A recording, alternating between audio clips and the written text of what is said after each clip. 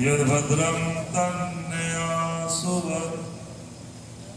आर्य जगत के बहुत ही क्रांतिकारी भजनोपदेशक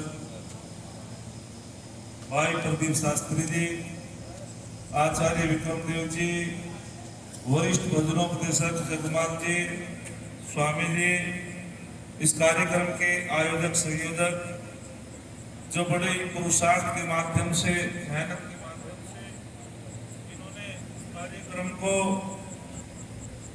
बहुत अपनी टीम के माध्यम से बहुत अच्छा कार्यक्रम ये हर साल रखते हैं। और थोड़ी सी बात आपके बीच में रखनी है। थोड़ी देर के लिए बैठ जाओ बेटा, बस बहन जी थोड़ी देर के लिए। अच्छा ठीक। और हमारे अध्यक्ष महोदय जी, जो बहुत ही क्रांतिकारी आचार्य मैनपाल जी, भाई सुरेंद्र जी, भाई भोलेराम जी, और हमारे सभी आर्य बंधुओं, बहुत अच्छी चर्चाएं अभी हम गीतों के माध्यम से श्रवण कर रहे थे। और प्रदीप शास्त्री जैसे भजनोपदेशक के बाद में, थोड़ी सी आवाज कर दो, भजनोपदेशक के बाद में प्रवचन बोलना बड़ा कठिन है, क्योंकि भाई, क्योंकि संगीत में बड़ा आकर्षण होता है। संगीत एक ऐसी विधा है, स्वतः ही आकर्षित हो जाते हैं श्रोतागण, और गद्य शैली से जुड़ना पड़ता है। तो ये बड़ी कठिन परीक्षा होती है। प्रदीप जी ने बोला, भैया पहले मैं बोलूंगा, मुझे जाना है बहुत दूर, मथुरा जाना है, आप बाद में थोड़ा सा। मैंने कि चलो भाई ठीक है। एक मंत्र के माध्यम से मैं बहुत शिक्षाप्रद बात कहकर के अपनी वाणी को विराम दूंगा, क्योंकि संस्कृति की जो आधार होती है वो नारी होती है। स्वामी दयानंद ने नारी जाति के उत्थान की बात कही और कह दिया था, स्त्री शूद्रो नाट्यताम इति श्रुत है। ऋषि दयानंद से पहले यहाँ कहना शुरू कर दिया था पोप लोगों ने, स्त्री को, शूद्रों को वेद पढ़ने का अधिकार नहीं है, स्त्रियों को विद्या ग्रहण करने का अधिकार नहीं है, नारी को यज्ञ करने का अधिकार नहीं है, नारी को कोई भी धर्म का कार्य करने का अधिकार नहीं है। और आज भी महाशय जी कहते हैं पौराणिक लोग कि गायत्री मंत्र का जप नारी नहीं कर सकती है। इस प्रकार की बातें स्वामी दयानंद से पहले पति की मृत्यु के बाद में पत्नी को अग्निकुंड में जला दिया जाता था, कोई पैर की जूती कहता था। लेकिन स्वामी दयानंद महाराज जी क्या हवाला देते हैं, कहते हैं कि नारी, कोई कहता था नारी के अंदर आत्मा नहीं है, कोई नारी को कहता था तो बच्चों की मशीन है, कोई कहता था नारी की छाया पड़त अंधा होत भुजंग, उनकी का गति जो नित नारी के संग। एक ने कह दिया नारी नरकस्य द्वारम। लेकिन ऐसे युग में स्वामी दयानंद जब आए और ऋषि दयानंद को बड़ा दुख हुआ। स्वामी जी ने कहा कि जिस नारी को वेद में ब्रह्मा का पद दिया, जिस नारी को प्रंदी कहा, जिस नारी को सुसंकाशा कहा, जिस नारी को लक्ष्मी कहा, दुर्गा कहा, सरस्वती कहा, जो नारी पूजनीय होती है, ऋग्वेद के मंत्रों में जहां ऋषि जो है साक्षात्कार करने वाले होते हैं, वहां ऋषिकाएं भी हैं। और हवाला देते हैं वेद मंत्र के माध्यम से। स्वामी जी समझाना चाहते हैं, हे दुनिया के लोगों, जो नारी एक पूजनीय होती है, वंदनीय होती है, सुसंकाशा होती है, अदिति होती है, उस नारी को किस किस प्रकार से परिभाषित करते हैं लोग। तो मेरे स्वामी दयानंद ने कहा, नारी पैर की जूती नहीं होती, नारी सर की पगड़ी होती है। जैसे ब्रह्मा सृष्टि का निर्माण करता है, ठीक उसी प्रकार से नारी समाज का निर्माण करती है। ये पूजनीय होती है, ये वंदनीय होती है। नारी का जीवन एक नदी की भांति होता है। जैसे नदी दो पुलों के बीच में बहती है, ऐसे नारी दो पुलों के बीच में रहती है। पुल मीन्स किनारे। जब मर्यादाओं में बहती है तो वो सुख का कारण बन जाती है नदी, हरियाली का कारण बन जाती है नदी, खुशहाली का कारण बन जाती है नदी। और जब वो पुलों को यानी कि मर्यादाओं से बाहर हो जाती है, किनारों को तोड़ देती है, वो बर्बादी का कारण बन जाती है। याद रखना दुनिया के लोगों, ठीक उसी प्रकार से नारी भी एक नदी की भांति होती है, एक पिता का कुल होता है, एक पति का कुल होता है। जो नारी सुषम कासा, सु माने अच्छी प्रकार से, कासा माने भली प्रकार से, जो अपने दोनों कुलों को चमका देती हो अपने सदाचार से, अपने संयम से, अपने आचरण से, ऐसी नारी ब्रह्मा होती है, ऐसी नारी पूजनीय होती है, ऐसी नारी सम्माननीय होती है। ताली बजाओ तो जोर से बजाओ। अरे माता बहनों की वकालत में कर रहा है, बिल्कुल उत्साह वर्धन कर रही ऐसी नारी वंदनीय होती है। ये स्वामी दयानंद से पहले तुम्हें कोई वो सम्मान नहीं देता था। और स्वामी जी कहते हैं अदिति, अदिति ये वेद के शब्द है जिसका संकल्प टूट न पाए। जो संकल्प करती है उस संकल्प को पूर्ण करे। एक मेरे से कहने लगा, आचार्य जी आप नारी को विवाह संस्कार में कहते हैं कि नारी पति पत्नी तो सखा भाव है। आचार्य विक्रम देव भी विवाह संस्कार कराते हैं। सप्तपदी की जब हम सातवीं उस पदी को समझाते हैं, सप्तपदी में व्याख्या करते हैं, तो आचार्य वर्मा पति पत्नी के लिए क्या शब्द आता है? सखा भाव। अच्छा सखा छोटे होते हैं बराबर? बोलो धर्मवीर जी। बराबर। मित्र तो बराबर होते हैं। मैंने कि पति पत्नी तो एक सखा है, मित्र है, और मित्र तो बराबर होते हैं, ना छोटा ना बड़ा, पति भी और पत्नी भी। लेकिन मैं संस्कार करा रहा था, एक युवक ने कहा आचार्य जी और तो मैंने सारी बात आपकी मान ली, लेकिन मैं एक बात नहीं मानूंगा। बोले कौन सी? कि मैं इससे 4 वर्ष आयु में भी बड़ा हूं, मेरी योग्यता भी बड़ी है, मेरे पास डिग्री भी ज्यादा है, और आप कहते हैं कि सखा भाव है। मैंने कि केवल सखा भाव की बात कर रहे हैं, मैं नहीं कहता। शास्त्र कहता है कि पति पत्नी एक मित्र होते हैं, बराबर का नाता होता है, लेकिन इससे आगे भी बढ़कर के वेद कहता है। वेद कहता है स्त्री ही ब्रह्मा बहुविध है। स्त्री को तो ब्रह्मा कहा है। और याद रखना, जब किसी का परिचय दिया जाता है और क्या कहते हैं, बताओ जी आपकी धर्म पत्नी का क्या नाम है? किसी ने नोनी पत्नी से पूछा तुम्हारे धर्म पति का क्या नाम है? याद रखना आयु में बड़ा हो सकता है पुरुष, लेकिन धर्म और जो करुणा और जो उसके अंदर एक संस्कार होते हैं, करुणा होती है, और उसके अंदर जो संयम होता है, नारी धर्म के क्षेत्र में बड़ी होती है। पुरुष आयु के क्षेत्र में बड़ा हो सकता है, पुरुष आर्थिक क्षेत्र में बड़ा हो सकता है, इसलिए नारी भी पुरुषों से कम बोलो नहीं होती है। विस्तार से ना समझाते हुए आगे बहुत सुंदर बात कहते हैं स्वामी जी। स्वामी जी कहते हैं, एक बहुत सुंदर वकालत करते हैं। एक पुस्तक पढ़ी होगी आपने, अष्टाध्यायी। अष्टाध्यायी की व्याख्या काशी का नाम की पुस्तक में हुई। अरे स्वामी जी का कितना बड़ा ऋण है माता बहनों के ऊपर, और उसमें पौराणिक लोगों ने व्याख्या की। एक सूत्र आता है शोक, और शोक सूत्र की व्याख्या जैनेन्द्र कुमार पौराणिक विद्वान है, काशी का नाम की पुस्तक में लिखते हैं। वे कहते हैं कि शोक का कारण क्या है?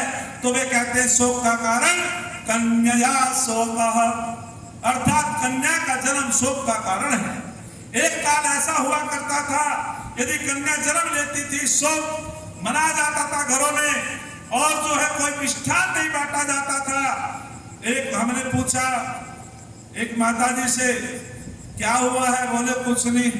मैंने कि कुछ तो हुआ है। बोले ईंट पत्थर हुए हैं। ईंट पत्थर? बोले आ गई बेटी का जन्म हुआ है, शोक छा गया सारे घर में। वेद कहता है तो देवी है, ये तो लक्ष्मी है। लेकिन स्वामी दयानंद ने जब उस व्याख्या को पढ़ा, पढ़ करके कहा आपने अवैधिक व्याख्या की है, कन्या शोक का कारण नहीं होती। कन्या तो सुसमकासा होती है, देवी होती है, आंगन की फुलवारी होती है। और स्वामी दयानंद इस सूत्र की व्याख्या करते हुए समझाते हैं, ए दुनिया के लोगों, शोक का कारण कन्या नहीं होती, अविद्या शोक, अर्थात जो अविद्या होती है, जो अविद्या में फंस जाते हैं, चाहे वो पुत्र हो चाहे पुत्री, उसे शोक उठाना पड़ता है। कन्या के जन्म से शोक नहीं होता, बल्कि अविद्या में पड़े हुए पुरुष को शोक उठाना पड़ता है, चाहे कन्या हो और चाहे पुरुष हो चाहे बालक हो। ये ऋषि दयानंद ने वकालत की थी। तो हम सभी को चिंतन करना चाहिए। नारी वास्तविक किसी ने बहुत सुंदर कहा है, अरे सच तो यह है, नारी की महिमा दुनिया जानने पाई है।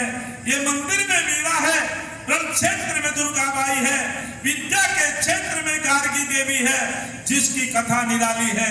इस नारी के कारण ही तो ये धरती गौरवशाली है, इस नारी के कारण ही तो ये धरती गौरवशाली है। नारी तो वास्तविक गौरव है। और आज मैं आपसे निवेदन करना चाहता हूं कि बेटियों के लिए हमें गुरुकुलों में इनको पढ़ाना चाहिए। विक्रम देव जी ने अपनी बेटियों को अच्छे संस्कार दिए हैं। एक घटना मेरे याद आ जाती है, अरे गुरुकुल में हमारी बेटी पढ़ती थी कक्षा 7 में, अनाथालय से 2 बेटी वहां गुरुकुल में आ गई।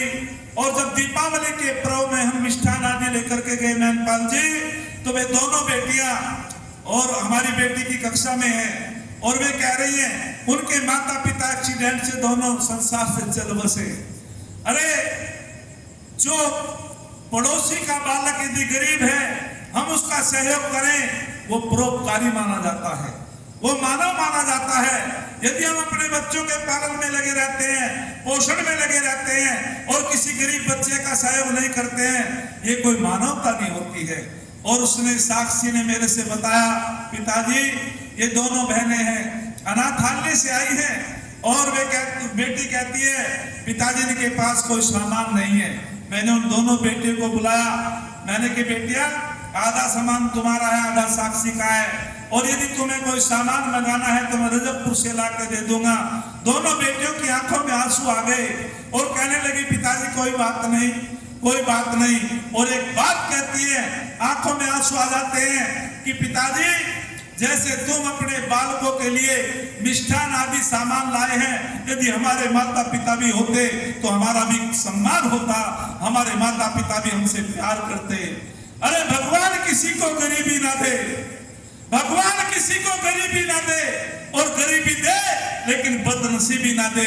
अरे जिन बच्चों के ऊपर से माता पिता का साया चला जाता है, उन बच्चों से पूछना माँ क्या होती है, पिता क्या होता है, उन बच्चों को पता होता है। दोनों बेटे की आंखों में आंसू आ जाते हैं, और दोनों बेटियां कहने लगी कि आचार्य जी हमें कोई सामान की आवश्यकता नहीं है। लेकिन मैंने कि नहीं, आधा सामान तुम्हारा है, और बेटी गुरुकुल में जो भी बेटियां होती हैं, जो भी कोई जाता है, उनको सब पिताजी कहते हैं। मैंने कि हम भी तुम्हारे पिता के तुल्य हैं, और बेटे आप जो है इन सामान को स्वीकार करो। दोनों बेटी की आंखों में आंसू आ जाते हैं, अश्रुधारा बहने लगती है। अरे हमारे अंदर यदि किसी को देख करके करुणा भाव नहीं आता, हमारे अंदर यदि किसी के दर्द को अपना दर्द नहीं समझते, अरे जो पराया दर्द अपनाए उसे इंसान कहते हैं, जो दूसरों के काम आए उसे इंसान कहते हैं। यो तो अकेले खा खा कर सदा जो गुजरान करते हैं, यो तो भरने को पशु भी अपना पेट भरते हैं, जो बांट बांट कर खाए उसे इंसान कहते हैं। मैं कहना चाहता हूं, ये हमारी बेटियां ये वास्तविक देवी हैं, जो इनकी शोषण करता है। मध्यकाल में अरे कितना शोषण इनका हुआ है। मध्यकाल में पति की मृत्यु के बाद में पत्नी को अग्निकुंड में जला दिया जाता था।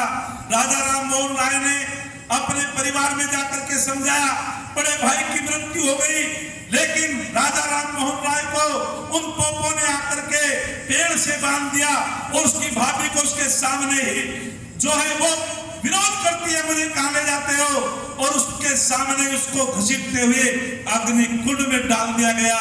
यह सती प्रथा, चोहर प्रथा, अनमेल विवाह, इन सब का जो खंडन करने वाला स्वामी दयानंद था।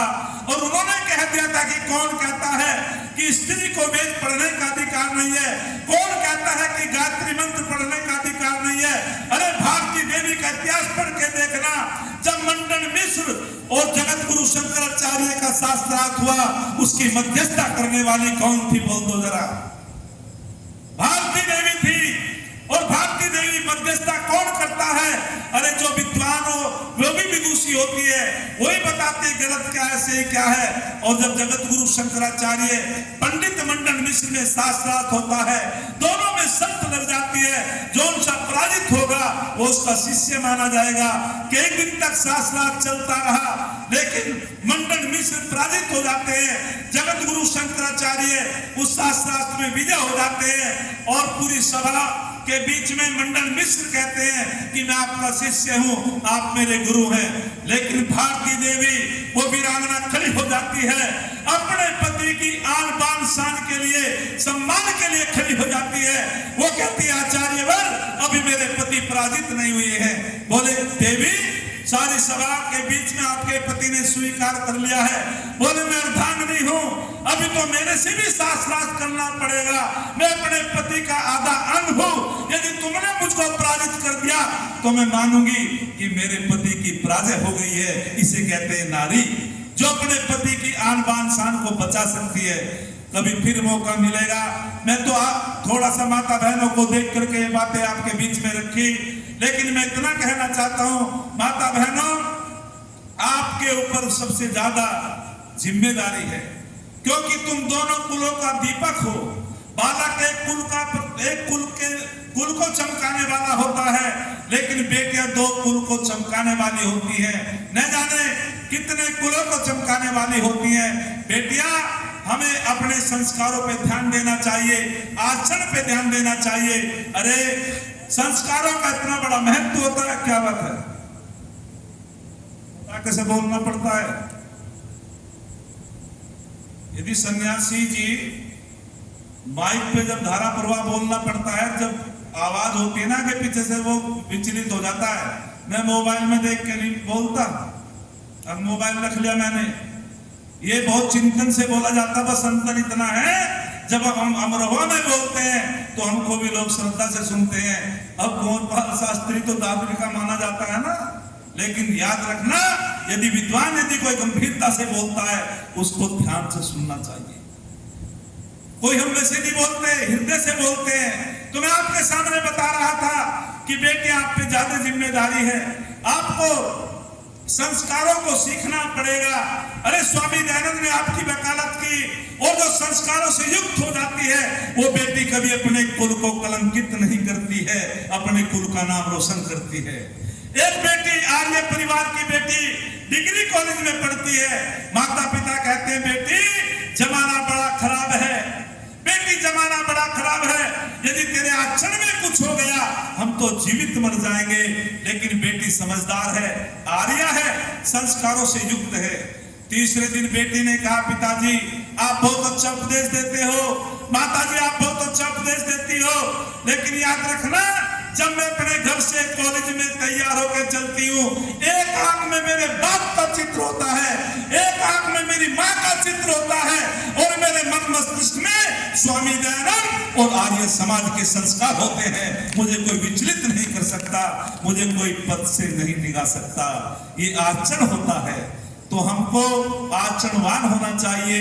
और जो व्यक्ति और जो हमारी माता बहनें आचरणवान होती है, माता निर्माता भवती, माँ निर्माणकारी होती है। सबसे प्रथम गुरु माँ, जैसे जैसे माँ के विचार होते हैं, जैसे जैसे पिता के विचार होते हैं, जैसे जैसे आचार्य के विचार होते हैं, मातृमान पितृमान आचार्यमान पुरुषो वेद है, माता पिता आचार्य जिसको योग्य मिल जाते हैं। अरे लक्ष्मण से पूछा, मर्यादा पुरुषोत्तम राम ने परीक्षा लेता अपने अनुज भ्राता की। अरे लक्ष्मण मैं पूछना चाहता हूं, सुंदर युवती को देख करके और खिले हुए पुष्पों को देख करके, पके हुए फलों को देख करके किसका मन विचलित नहीं होता? वो यदि ब्रह्मचारी लक्ष्मण कहता है भैया जिसकी माता धार्मिक होती है और पिता चरित्रवान होता है, उसकी संतान का मन कभी विचलित नहीं होता, उसकी संतान का मन कभी बोलो विचलित नहीं होता। कुलम प्रत्यय रक्षते, कुल की रक्षा चरित्र से होती है। एक क्षण कहकर के अपनी वाणी को विराम देता हूँ। बहुत सुंदर लिखा है, पावक की लपटों में तब कर सोना कुंदन बन जाता है, भाव शुद्ध हो तो छोटा सा धागा रक्षा बंधन बन जाता है। संघर्षों की भक्ति में तपना छोटा कोई काम नहीं, त्याग और साधना से मानव माथे का चंदन बन जाता है। त्याग और साधना से मानव माथे का चंदन बन जाता है। आप लोगों का सुरेंद्र जी का बहुत धन्यवाद, बड़ी दूर से आए भ्राता महनपाल जी का। और मैं दो शब्दों में सम्मान करना चाहता हूं भ्राता अजय जी का, भ्राता सनोज जी का, समस्त टीम का, और जो हमारे महेश आर्य जी, बाबा अभयराम जी, सारी की सारी टीम जो लगी हुई है। हाँ, और हमारे साउंड भैया अभिषेक नाम का है, टोनी का बहुत अच्छा इसका साउंड। और भाई मैं जितने भी हमारे गणमान्य लोग, अतिथिगण, भाई विश्वास जी सहारनपुर की धरा से हमारे बीच में चल करके पूरा समय देते हैं, माता बहनों का, सब विद्वानों का मैं इस आर्य समाज दादरी की ओर से सम्मान करता हूं। और देखो कहीं कहीं लोगों में त्याग नहीं होता।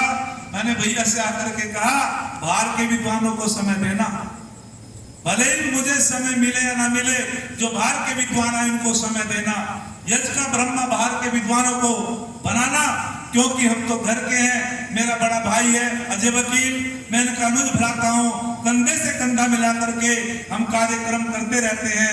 दादरी अपना ही गांव है, मेरे मन में कभी विचार नहीं। मुझे रात्रि में सबसे ज्यादा समय अब मिला है, मैं बिल्कुल सही बात बता रहा हूं आपको। और जब भी भैया ने मुझे कहा कि आशीष पठन तो आपका होगा, अन्यथा मेरे प्रोग्राम में मैं नहीं चाहता अधिक बोलना। आप लोगों का बहुत बहुत साधुवाद। और मैं हाँ, विक्रम देव जी हमारे भ्राता जी बड़े सज्जन हैं, कुछ लोगों ने ये धन दिया है, मैं आपके बीच में पढ़ता हूं। हाँ, 100 रुपए की धनराशि धीरज सिंह जी, और राजेश 500 रुपए की धनराशि आजाद आर्य दादरी, 100 रुपए हमारे बीच में ये रामफल है, रामफल सिंह दादरी।